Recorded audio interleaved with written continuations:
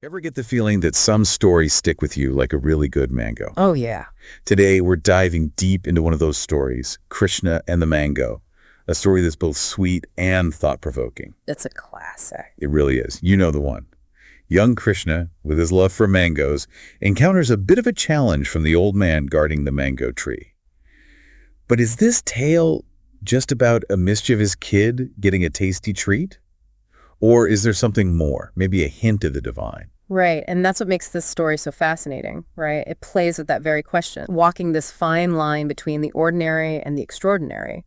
On the one hand, you have Krishna, who is so often associated with the divine, Exactly. claiming his touch can actually magically ripen that fruit. And on the other? And then there's the old man who's very focused on these promises, which some might even see as a representation of a higher power, maybe setting some kind of test for Krishna. Okay, so you're leaning more towards the divine intervention interpretation, with Krishna acting as maybe a spiritual guide, even a problem solver with a touch of the divine. Yeah, I mean, I think the story definitely lends itself to that interpretation. Just think about it.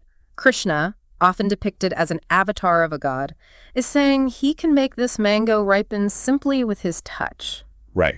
Could this be a little nod to his divine powers?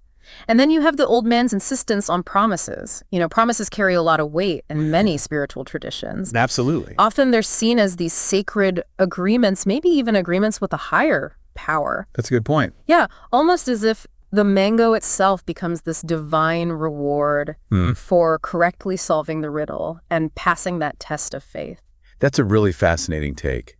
But what about Krishna's little white lie at the beginning? Right. The one about helping the mango ripen naturally. It feels so much like classic mischievous Krishna. Right. The playful trickster we see in so many stories. Yeah. Doesn't that lean a little bit more towards a human, relatable interpretation? Absolutely. And that's where the story gets really interesting. It's like it's inviting us to see both sides, you know? Because on one hand, you have these actions that could very well be interpreted as divine, but then you have that initial lie, that playfulness. Right. The quick wit in solving that riddle.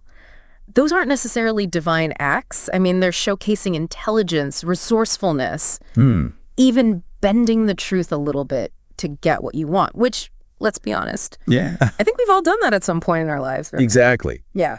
So we have these two really compelling lenses. One highlighting the divine intervention and the faith, with Krishna as this guide teaching about spiritual lessons, and then another that focuses on Krishna's wit and playfulness, reflecting those purely human virtues. And what's beautiful about this story is it's not asking you to pick just one. They coexist. Right. And maybe that's exactly the point. The mango, in a way, becomes this really powerful symbol of that duality.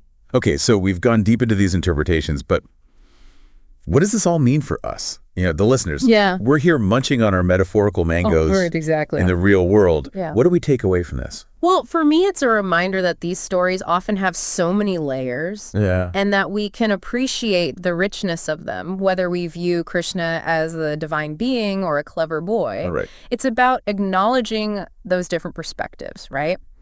Because the story ultimately sparks questions about our own approach to challenges in life. Yeah. Do we call upon a higher power?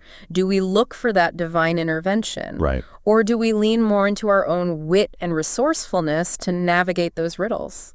It almost feels like this story gives us a taste of both approaches. Yeah. Like it's saying, here's a dash of faith, here's a sprinkle of wit, now go find your own recipe for success, and maybe even find a delicious mango along the way. Exactly. But what about those promises that the old man was so focused on? Perhaps it's also a reminder for us to think about the promises we make to ourselves and to others. Absolutely. And the importance of keeping those promises, whether we're facing, you know, a big divine test or just a simple everyday challenge. Yeah, well said. So there we have it.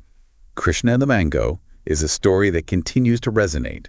A reminder that sometimes the sweetest rewards come from solving life's riddles with a blend of faith, wit, and a little bit of that mischievous spirit. Yeah, I like that. And until next time, keep exploring those deeper meanings, keep asking those questions, and who knows, you might just stumble upon your own metaphorical mango tree. I love it. Thanks for joining us on this deep dive. It was a pleasure. It was fun. Always a good time. Absolutely. See you next time. Bye. Bye.